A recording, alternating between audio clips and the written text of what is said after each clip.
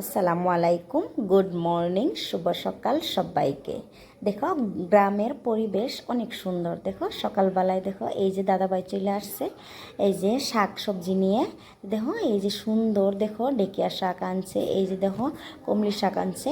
আমি বলতাছি সুন্দরভাবে দেখে হাইরা সুন্দরভাবে একটা কমলি শাক দিতে। এই যে সুন্দরভাবে কমলি শাক একটা দেওয়া নিল। আমরা দুই বোনে, আমার ছোটো বোনও এখানে আছে, দুই বোনে কমলি শাক নিয়ে নিছি। এখানে দেখো কুমড়া ভাজি করে নিলাম, গরু মাংস রান্না করে নিলাম, শাক রান্না করে নিলাম। নেওয়ার পরে এই যে দেখো আমি আমার ছোটো ভাইকে আর আমার ছোটো ভাইয়ের ফ্রেন্ড দুজনকে বলছি ধান মানে কোটাইতে, দুইজনে চলে গেল ধান কোটাইতে। তা আমি দেখো এখানে দেখতাছি যে কীভাবে নেই ধানটা। ওই যে দেখো স্কুটি নিয়ে হাইরা ধানটা নিতেছি।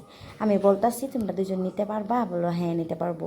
তো দেখো ধান কোটার সময় তো লয়ে গেছে গা। এই যে এখানে দেখো আমার হাজব্যান্ড ডিউটিতে আসার সময় আমাকে বলতাছিল কি আনবো তোমার জন্য। আমি বলছি যেটা যেটা বলছি ওইটাই আনছে।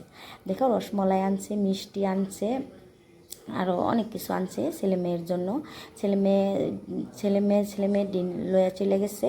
এটা আমি এখানে তোমাদের সাথে অল্প শেয়ার করতেছি। যখনই ডিউটির থেকে আসে আমার হাজব্যান্ডে আমাকে বলে কি কি তোমার জন্য আনবো, বাচ্চাদের জন্য কি কি আনবো। আমি যেটা যেটা বলবো ওইটাই আনবো। সবসময় তো তোমাদের সাথে শেয়ার করি না, আজকে তো অল্প শেয়ার করে নিলাম। তো দেখো গ্রামের পরিবেশ জানো মানে আলাদা, সবারই আলাদা থাকে।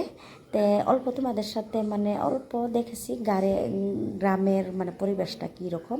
তো দেখো এইটা রাতের বেলা আবারও গরু মাংস রান্না করতেছে। আজকে আমার হাজব্যান্ডে গরু মাংস রান্না করতেছে। রান্নার সময় দেখো আমি যেভাবে মানে গ্যাসটা চাপা করি ওইভাবে ও বসে মানে ওইখানে দাঁড়ায় দাঁড়ায় গ্যাসটা সুন্দরভাবে মুছা নিতেছে। আমি সবসময় রান্নার সময় না আমি গ্যাসটা মুছামুছি করি, আমার ভালো লাগে না। আমার রান্নাঘরটা কমপ্লিট হয় নাই, জেনে তেনে মানে রান্না বাড়া করতেছি।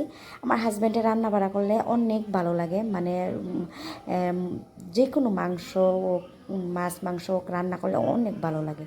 তো দেখো আমি এখানে রাতের খাবারটা খাই নিতেছি। তোমাদের সাথে যদি ভিডিওটা ভালো লেগে থাকে, অল্প যদি ভালো লেগে থাকে, প্লিজ আমার ভিডিওটা সাবস্ক্রাইব করে দিবা আর আমার ভিডিও সবসময় সাথে থাকবা। আল্লাহ হাফিজ।